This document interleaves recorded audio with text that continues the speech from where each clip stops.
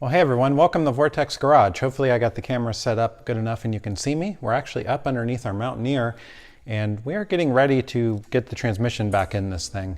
So I figured I'd get cameras out and give you a quick update of what we've been working on and kind of fill you in on what we're doing under here. So we do have the transmission. We're going to grab this other camera and show you that in a second. But in the meantime, I'm replacing this pigtail. I think you might remember from some of the notes video about removing the transmission, I noted that getting this 11-pin connector out from the solenoid from the side of the transmission, it pretty much goes right here, was extremely difficult just because of how they get stuck in the case of the transmission and they get very brittle. So I mangled mine pretty good getting it out. In fact, here's a piece of it. And I was trying to use this as reference because I went and bought this piece right here, which I'll show you some close-ups with this camera. So this piece right here, this is from Rostra transmission, I believe it is. I can show you the box. Let me grab that. Here's the box. It's from Rostra transmission. Here's the part number. Where it is. There it is. I'll zoom in so you can see that in case you're looking for one of these. Okay, so now it's a great looking part. And I trimmed the wires a little bit, and I've gone through the trouble of getting them stripped and ready to solder on. And then I went to go ahead and put them on.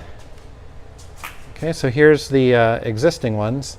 So you can see I've gone through and done the same here. I've cleaned the wires up, I've peeled back the insulation, and I'm all set and ready to go. But if you can kind of tell, the colors aren't quite the same. So this is kind of, I don't know if this is a mismatch on this model of Ford Mercury for the year, for the model, if this is maybe correct on a different application. This is the correct solenoid, it is the correct pins, the pins are the same. So this is good, I verified this is what I need. The only problem is the wire colors are a little different in this application. So, let me put this camera down, go back to this one. And so basically what that means is what I thought was going to be coming out here and one by one soldering these on, heat shrinking them, all that good stuff, and getting this taken care of today is going to take a little bit more time and research. So I've already done a little bit of research and I found Rostra's documentation, which is good because they have all the pinouts for what each wire goes to and what the color is. So that's perfect. And then I was able to find a PDF manual for a 55R5S or 5R5, whatever the heck it is, you know what it is.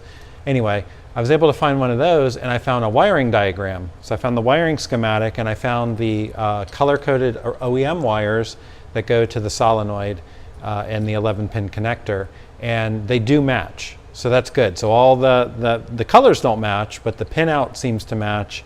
What wire goes to what utility matches in the two manuals. So all I need to do is, and for my sanity, and so I don't mess it up, I'm going to take a piece of paper probably and I'm going to write it out in some columns. I guess I could do it on the computer, but I'm going to column it out with the colors that Rostra has in the function and the pinout, and then the OEM colors. And then I'm going to come back in here and one by one go through, match them up, hook them up, solder them up, heat shrink them up, and be good. So if you were like me and you've broken one of these connectors, taken out your transmission, never fear, you can purchase them. Now, unfortunately, it's not the cheapest part in the world, so do your best to get it out without breaking it. But all I can say is if yours is like mine, good luck. I tried everything. With the amount of reach I had, it just wasn't happening. In fact, it's still in the old transmission that I'm going to be sending back, the other bits of it. Cut the wires out, as you can see, but the rest of the connector is actually still stuck in there. So. I think it was about 70 bucks or so. Maybe it was a little more, I can't remember. But it was under 100, but still it was, you know, a little bit more than I expected. But this does seem like a nice quality part. It's got the dual O-rings on it. It's got the bolt in it. Everything looks to be decent quality. The wires and the insulation feel like they're good quality. So no complaints, you know, but definitely the wire color, I'm a little bit confused by that. But don't forget, the 55R, whatever it is, wasn't just used in Fords at the time. I think Jaguar used it. Who knows what other applications it's in. So these colors may match on another application. So I can't necessarily say it's the fault of the manufacturer here. Luckily, just getting some wire schematics, I'm able to get what I need. I'll be able to finish this off. So that's one of the things I'm doing under here. The second thing, I'll grab this camera again.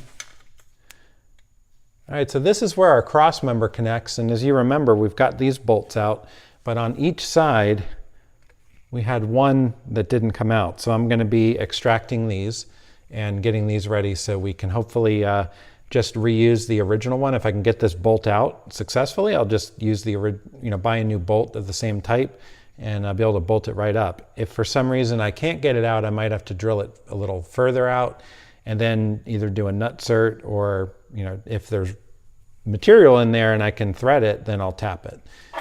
All right, and same on the other side. Same front one on the bottom. Both of them snapped right away when I took them off. So one last bit.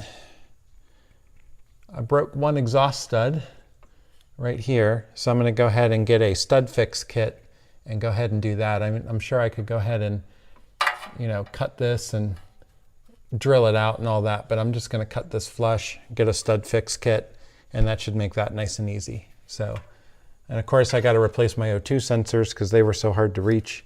Oops. I just chopped them, so I got to take these off, and I'm putting new O2s in it anyway. And we had sort of talked about that originally in the video. The removal process was that, hey, look, I'm at them, I can reach them. They're on the exhaust, which is sitting right over there. Now's the time to change them out, because I'd hate to put this all back together and then, 2,000 miles later have an O2 sensor go bad and then be trying to reach my hand up there and get it. So I'm going to go ahead and take care of that. So that's pretty much what we've been doing. I'll tell you what, I said I would grab this camera. Let me show you the new transmission that we got. So kind of got it under there. So we'll walk out and take a look. So of course, you remember our old one, and it's on the low-rise transmission jack that we used before we had the two-post lift. And it's sitting. Of course, we'll have to take some of the sensors off and determine if we want to replace any of those, but they're all there. Again, so here is our new or rebuilt transmission, I should call it. And this did come from Powertrain Products, and comes with the torque converter. And this was about $2,000, and then it was another $200 for the freight shipping. And the core return isn't included as long as they get it back in 30 days. And so as long as I get the core back to them in time, I won't have to worry about any core charges. And that $200 covers the return of the core as well. So all in all, like, $22.50 out the door, somewhere around that, or maybe it was 23 something with tax. And you got a nice rebuilt transmission. And I talked to him, and I don't remember the specifics, but if you need one of these and you go to them, you can ask them when you get a quote for the spec sheet of all the things that they do to, as they call re-engineering them. They do fix a lot of the early issues that these transmissions had, is what they claim. And they come with a really good warranty. So you can buy a cheaper remanufactured unit, but you don't get as good a warranty. And from what I remember of taking that thing out and how much of a pain it was, I figured I'd go for a good rebuilt unit with Powertrain Products. They got good reviews, and it is still cheaper than going through the dealer and getting a Motorcraft rebuilt transmission. So I think that's a good kind of alternative on it. And we've taken all of our other parts that we need to put back on and put them on our cart here and got it all staged and ready to go. So of course, this is the cross member with the broken bolts. Here's one of them right here. So we'll be having to get those replaced. We'll have to debate whether or not we want to put the old starter back in. It's not too horrible to get to. I remember it was a little bit of a pain, but there's nothing wrong with this one, and they do last a while, but it looks a little old and ratty, so maybe it's time. Of course, some of the cheap remanufactured ones are no better than a good used one. We're gonna have to get another seal for the back here, because you remember we used some of that gasket cinch, which was a great idea when we were putting it on. Well, that made it pretty much not reusable when we took the transfer case off. So we're gonna have to scrape this old gasket off. We'll pick up another kit. Luckily, that Cobra transmission's been doing pretty good in terms of getting me stuff quick. So I'm gonna order another seal kit from them for this transfer case. And where's my front drive shaft? Here it is. So the front drive shaft too, the one thing we didn't do is rebuild the Arzepa. So I'm gonna go ahead and get one of those before we slap that on. We'll do it because it looks like we've got a little bit of, it's not torn, the boot isn't torn, but it does look like there's been a little bit of seepage back here. So, but with the mileage it has, and that's the one thing we didn't do. So we're gonna go ahead and get that taken care of. Okay, and you probably haven't seen this before, but this is a 2002 Lincoln Continental that's in the shop. it's got some problems with its air ride. And I spent some time yesterday, it's family members, I spent some time over their place. The whole back end had sagged down, and we thought maybe the compressor was bad, and did a lot of work on it, and ended up tracing it to, we got signal at the relay, which I'll show you up here. So this is right here, this is the relay for the air suspension, for the compressor, I mean. This is the air suspension compressor relay, and it's got 4 wires on it, and one of them's hot from the battery, from the fuse box, and then there's another thick wire that comes to the connector for the compressor, and then you have a ground and a signal wire. And it was weird because I was able to test that I was able to get signal, 12 volt signal, but it wasn't causing the relay to bridge anything. But if I jumped the 2 big wires, the compressor would turn on, which is right under here. The compressor would turn on and it would fill everything up. It just wouldn't stop, of course, because it was manually jumped. So jumped it and did all that, and then went out and bought a new relay at the parts store, put this new relay in, and the thing starts up. There's no air ride codes that are showing on the info screen, at least. I don't think I have a reader that'll pull them. I'll have to try my other one and see if it works. But anyway, put them in, and all of a sudden you hear it. I had pumped it up too high in the back, so you hear it vent a little bit. But instead of just venting to ride height, it just slammed it back on the ground and had nothing in it. So I ended up jumping it again and disabling the air ride system. And that kept it as it is, as you see. So basically this back end is, at a relatively normal height. I just sort of guessed. If anything, I raised it higher than I thought. And that was able to, that was enough to be able to drive it. So we were able to drive it over here, because this is going to require a little bit more troubleshooting. So if anyone out there has, done a lot of troubleshooting on these Continentals, they actually have a slightly more complex system than like the town cars and the, Marauders and stuff like that from the Panther chassis.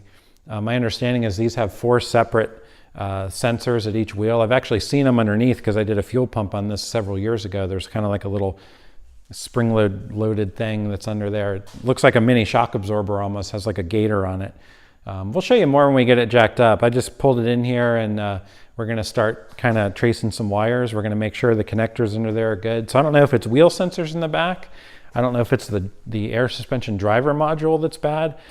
For all I know, this brand new relay from the parts store could be faulty, and our old one could be faulty. So we're going to do some testing on that, simple enough.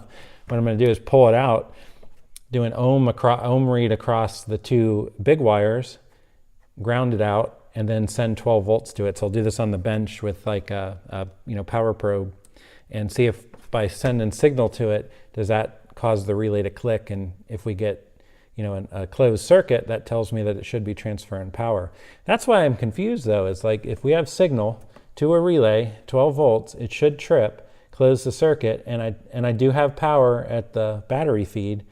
There should be nothing causing power from going from here into this compressor and turning it on, but for some reason that doesn't happen.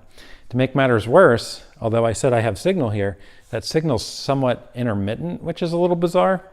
And it seems to kind of cycle on and off depending on where the position of the car is and whether or not the keys turn on. I think even having the doors open could interfere with it. So I got to dig in a little more. I'm going to look in the manuals and see if I can read a little more about its operation and then do some troubleshooting. But yeah, if anyone's fought that same battle, certainly let me know. Maybe you can save me a little bit of time. In the meantime, we're going to press ahead working on this Mountaineer.